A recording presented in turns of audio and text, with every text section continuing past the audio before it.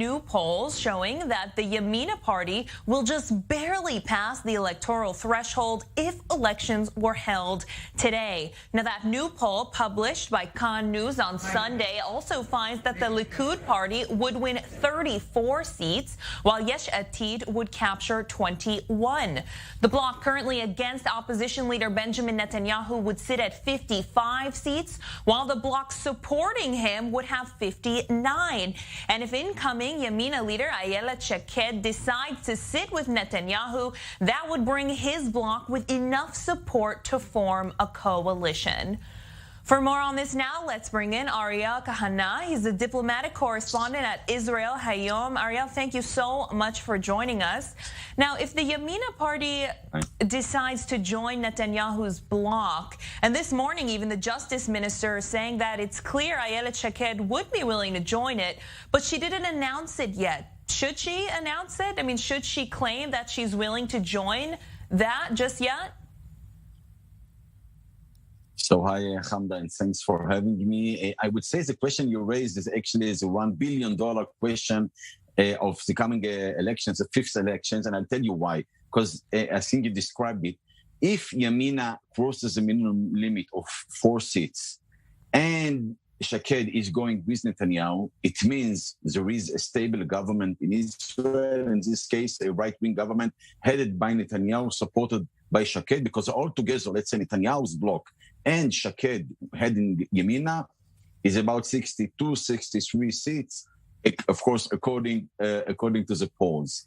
Now, if Yamina is not crossing the minimum limit, it means that actually no side, as we had for 4 times, no side has 61 votes, 61 seats, no bloc, and that means either 6 elections or once again, a very, let's say, unregular government, unstable government for sure, as the last 2 were, which means we are still in a deep political crisis. Now, Shaked has dilemma for herself, which is a big one, and that if she announced that she is supporting Netanyahu, then she might lose some of those 4 seats she now gets.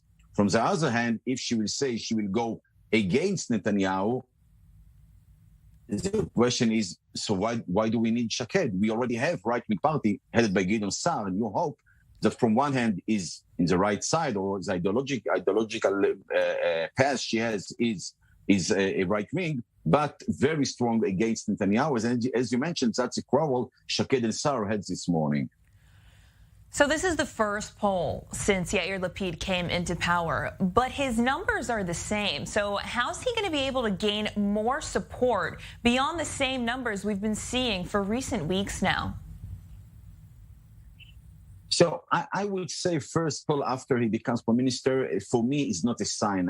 During elections, I'm trying to see what the momentum is, what the direction is. One poll never gives you, or you cannot rely on one poll as it gives you the full picture. Now, I would say that,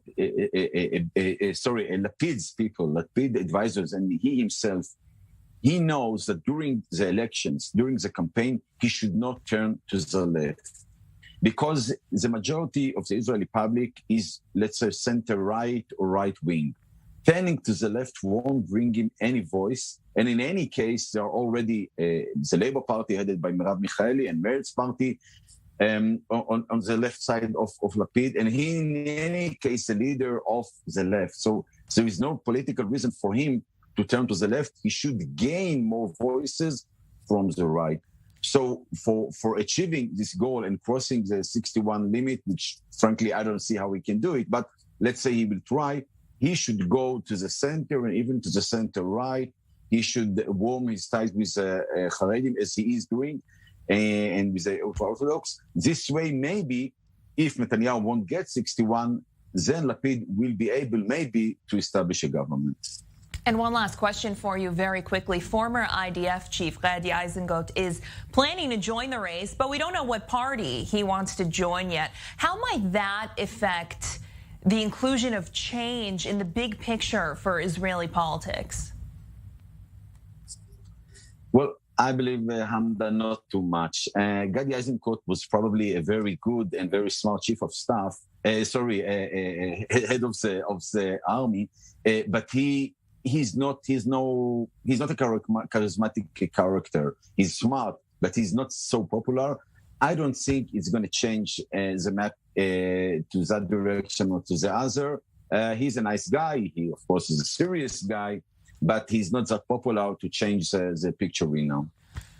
Ariel Kahana, diplomatic correspondent at Israel Hayom. Thank you.